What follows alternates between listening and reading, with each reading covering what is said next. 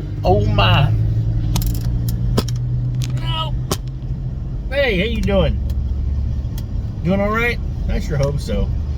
Welcome back, guys. It is lap it up time. Woo-woo. Turn up. I don't. I'm sorry. You guys have tuned into a Lap It Up, the drink review series. I currently have for you today Dr. Pepper Creamy Coconut Zero Sugar. I am very excited for this. We're looking at 0 calories, 100 milligrams of sodium. The rest are all zeros, folks. Basically, this review is pure taste.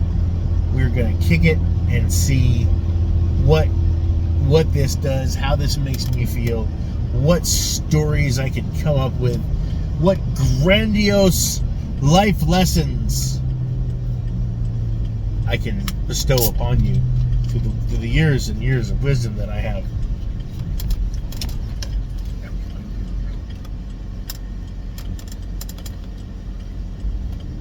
Okay, that was weird. Okay. And we're tilted.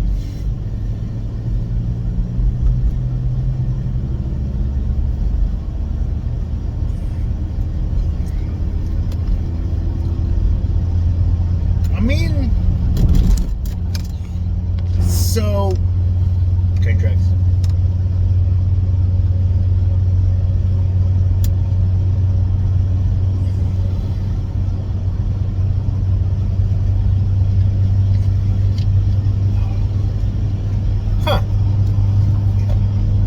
Not bad. Not bad at all. I mean, it does have a bit of the sugar-free, my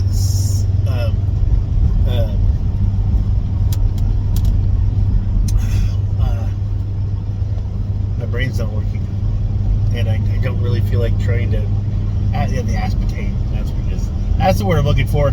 Aspartame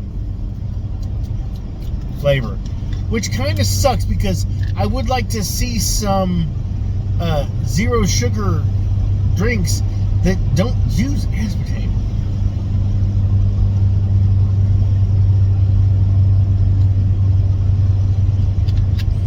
Or a real sugar Dr. Pepper versus the high fructose corn syrup. I mean, I don't have a bottle. I don't know if Dr. Pepper uses. I'm pretty sure they use. I could be wrong. It's not bad.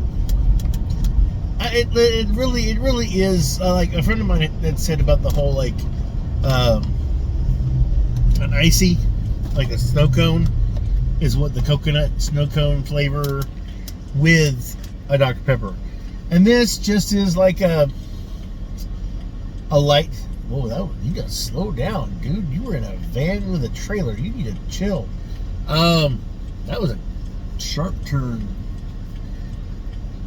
And anyway, I'm driving, so what can you expect? But yeah, it's good, not bad, and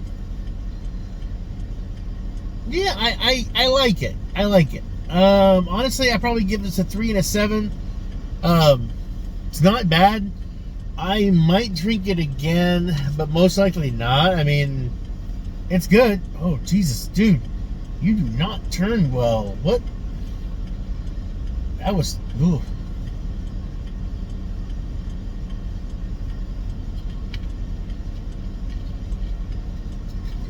That was terrible. That turn for that 18-wheeler. Ooh, too sharp. Anyway. Oh, my brain isn't working. Oh yeah. It's okay. I don't know. If somebody said, "Hey, I've got one of these, you want one?" and I was thirsty, I would drink it. But honestly, it's okay. So it's not bad. I like the fact that it's zero sugar. I mean, what they're trying to do. I just wish they had a better, healthier way of doing it. I'm just definitely not into all those really type of chemicals. I mean, I don't have to worry about, like, we ingest so many things, just in general. I mean, even in organic foods, we still take in so much, and we're just bombarded with stuff, with the air and then the water, and that's what everybody has to deal with. You know, we make a big, huge stink about some chemicals, like lead in the food. You know, it's a mineral. I mean, people are like, "There's lead in the baby food." Yeah, it's vitamins and minerals.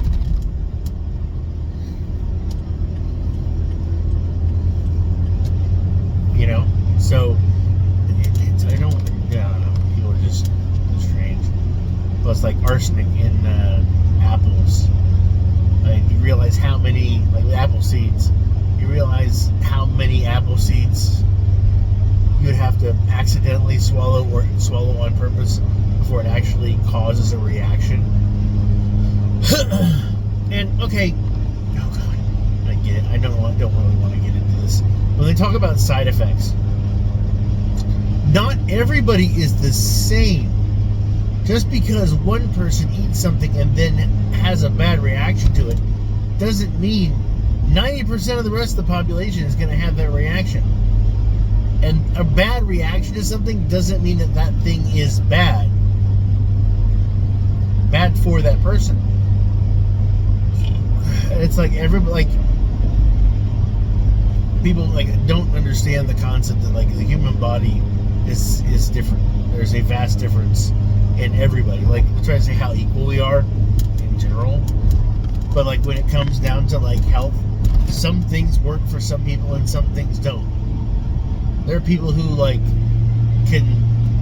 are people who drink, like I have a friend of mine, great guy, really strong, really good mentality, fortified in, like, this guy is like, he's a bastion, like he is the pillar, and yet aspartame is going to make his throat swell up, and so if he pops a zero sugar drink or something, you know it could royally fuck up his day. You know, and I barely ever see this guy sick. I don't know if I really honestly don't know if I've ever seen him feel like he's a workhorse, man.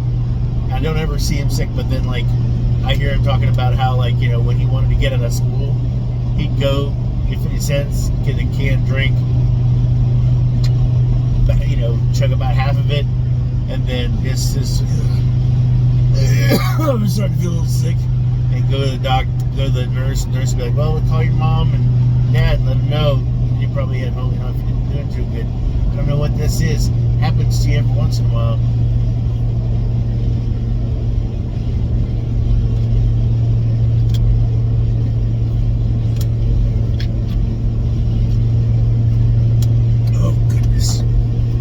Yeah, but you know, when it comes to fortitude and people, like, there are some people who are just like stoked. They're smart people. They're good.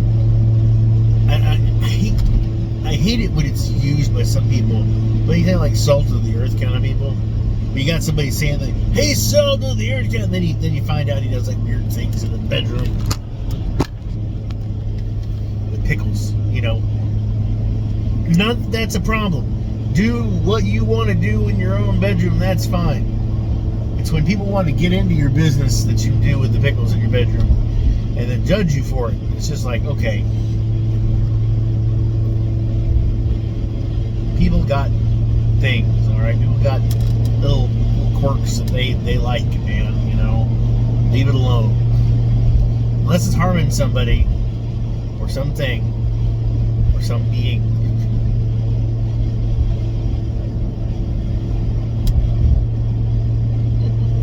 I think I'm getting way too far ahead of myself with some of this conversation. I'll start talking about like relationships. Yeah, that'll be fun. Okay, so here's the thing. I had a dream the other night, and I think it was me. I was me, but I don't know who me was in the dream. there was this, I believe it was my wife or my girlfriend, the person in here. And I want to say she reminded me of a young Sofia Vergara, but not. It wasn't her. But I kind of got that. She was Latina and or Hispanic, you know. And we were at a hotel, or we were at a hotel. We had just gotten. It was weird. We got the cruise ship pulled in, dropped people off. We were staying at a hotel. Everyone is out and about, and we're heading towards the beach. And I think it's our honeymoon because I'm carrying her, and she's in not like a wedding dress, but in like a little white outfit. And I mean, like, I'm carrying her out the hotel to go to the beach for some reason. Like, and we're laughing, we're having a good time, but we're trying to get to the beach. And to get to the beach kind of was a little bit of a trial. Like, there was what looked like a creek bed between the hotel and the beach, and it dipped down and then came up again. And here I am walking on these kind of wet rocks, and kind of, you know, they're shifting and everything, and I'm trying to get through, and I'm carrying her. And then next thing, we're in, like, when we get it, kind of, we couldn't get up.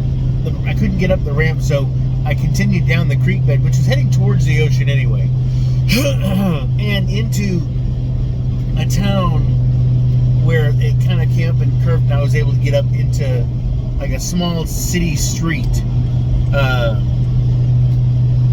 and finally, like, I put her down, and like I set her down, and we're in this kind of like, it's like, there's small shops, there's a small little 2-lane, you got little trucks and cars and people on bikes driving through. It's a bustling town, and she gets frustrated with me, like we're getting sidetracked.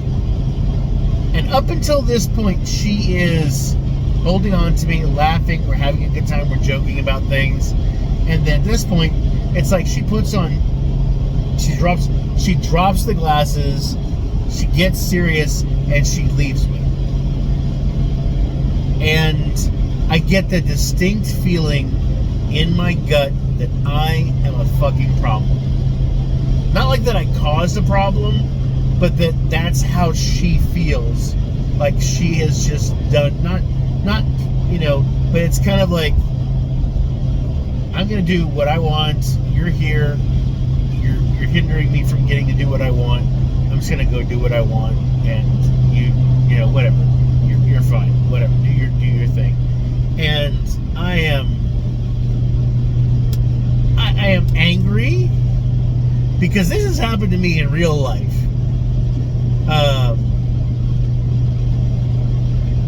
And you know, and I'm just kind of like trying to find out what the fuck's going on, trying to find her, trying to get to the beach because I'm hoping that's where she's supposed to be going, and maneuvering through this small seaside town to get to the beach before the cruise ship comes back, and then we have to leave and find out what's wrong. Yeah, it was weird. It was very strange, but I haven't had that feeling of somebody basically looking at me like I'm the problem and then just abandoning me. That shit is why I don't date. This is why I've tried not to get back into the dating pool, because it's when somebody gives you that look of the fuck is wrong with you, when you have no idea what the hell they're looking at you like that for, and there's no provocation, you know, it's suddenly like you're the reason why I'm not having fun. I'm gonna go have fun, have a good time. We'll see you later. That's and I think that being younger, I never really paid a whole attention to those red flags. If somebody acted that way, I was like, what can I do? What, let me, baby, what's wrong? Kind of thing, and, and I had one relationship where that happened. That started happening a lot towards the end. And I still was just like, that's my woman. She's, and I used this phrase that a friend recently used it on me too. And when I had some questions about some stuff, it wasn't recent, but it was fairly recent, a while back. We were talking about dating and stuff. And like, how do you know when you're with somebody? Because, that fear of abandonment. He's like, and he said, well, if you think about it, if she's the first thing you think about in the morning and the last thing you think about at night.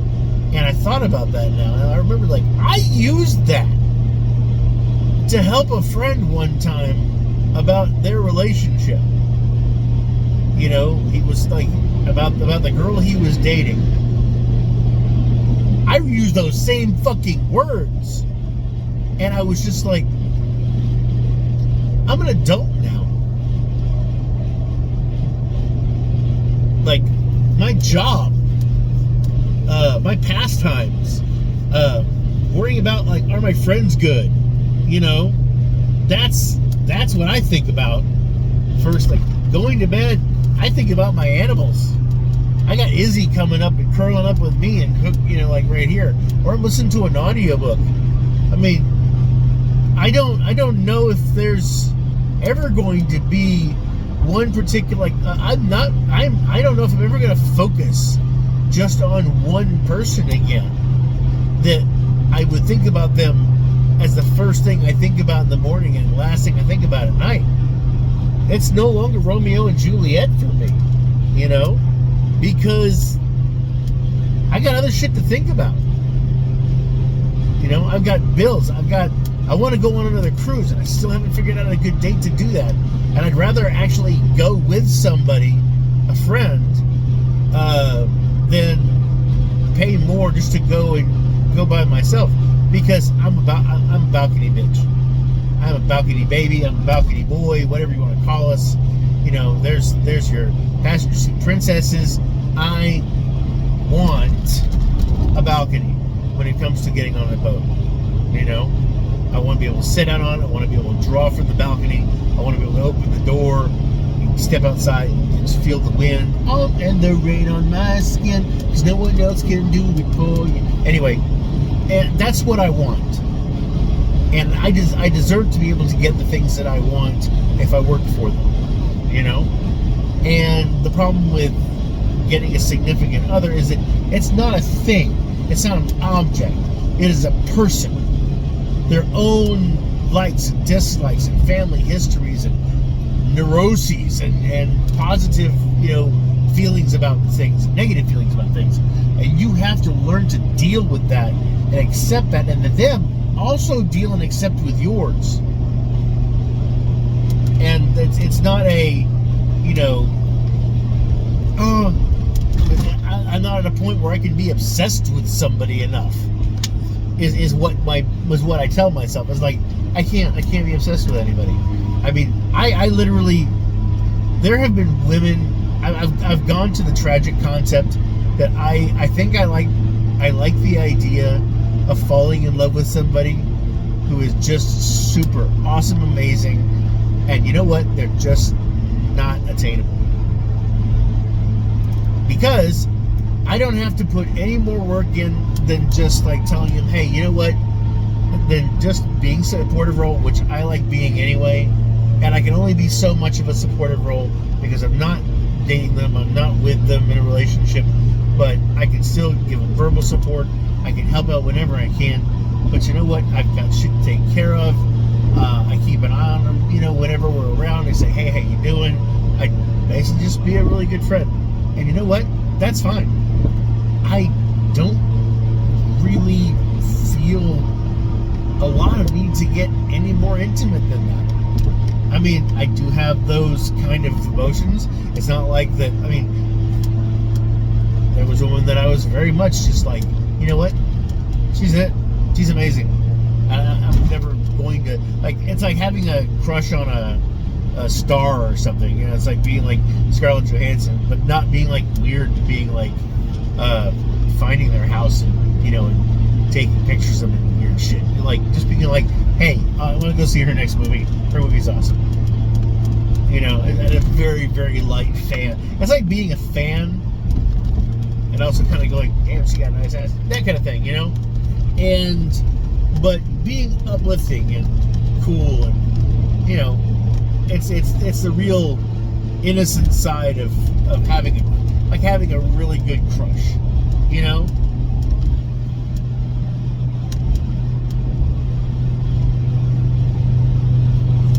I don't know. But, and also being happy for them whenever they achieve something. Whenever they get married, whenever they have kids, you're just like, you go, girl. And same thing with, if it had been a dude, which I'm straight. I'm not gonna mince words about that. But I mean, like, I think that we spend so much time thinking of a significant other as ours or mine, and that's a lie. That's a straight up lie. Because you can't own somebody. Okay? I mean, to a certain consent, I guess, consensually you can, and illegally, I guess, but you know what I mean? It's like deep down, you don't know what's going through somebody's head. They say, yeah, I'm yours, baby. No. That's not true.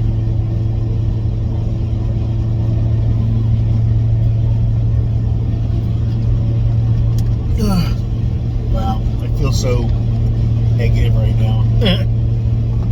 But anyway, yeah, that's kind of the way. It's like some of these things. Like, I don't know why this has gotten me thinking about this, but yeah, I think a lot of people get a little too controlling. I think when there's a consent and you finally like this is how you want to do it. When you find somebody that does want to be yours, and you realize that you don't want to be without them. Not that you're like thinking about it first thing and everything, but like, you know what? I really don't see myself where I can't reach out to you at some point and say, hey, how you doing? You want to go grab something to eat? Or I don't want to get up in the morning and not make coffee for you, I don't want to like wake up in the morning and just sit on the edge of the bed and pet my animals. I want to have a conversation. I want to see how you're doing. I want to see if you're happy, That right there. That's a thing. And that thing is that doesn't go just for an intimate relationship. It's also like how you feel about like when it comes to like friends. It's like I want to know that like when the next time that we talk, it's not like you didn't call me. That it's, hey man, what are you doing? What's going on? How's life? Well, but like, and also like just the affection of being able to look at your boys or your homegirls or whatever and be like, you know what? I love you. You're awesome. When can we hang out again? Because man, I miss you. Kind of thing. That's important, I think, and that's kind of the marks of a really good friendship. So anyway, I got a little too deep, a little too strong. Final destination truck. Ugh. I don't like that. No ma'am. Dislike. Not a fan of that. That's scary. Alright, I'm gonna stop at this gas station here because that destination truck is behind me and I'm going to get away from it. Yeah, I should do anyway. Oh, let's see. I'm going to park over here. Behind. Yeah, that'll work. Oh, goodness. But yeah, so, okay. That's it. That's the stuff. That's all my stuff out there for everybody. But yeah, hey, look, Dr. Pepper Zero Sugar brings out a big old conversation.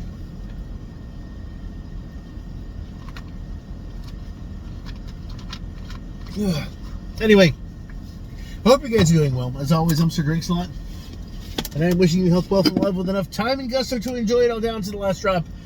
You guys take care, and I'll see you next time. Bye.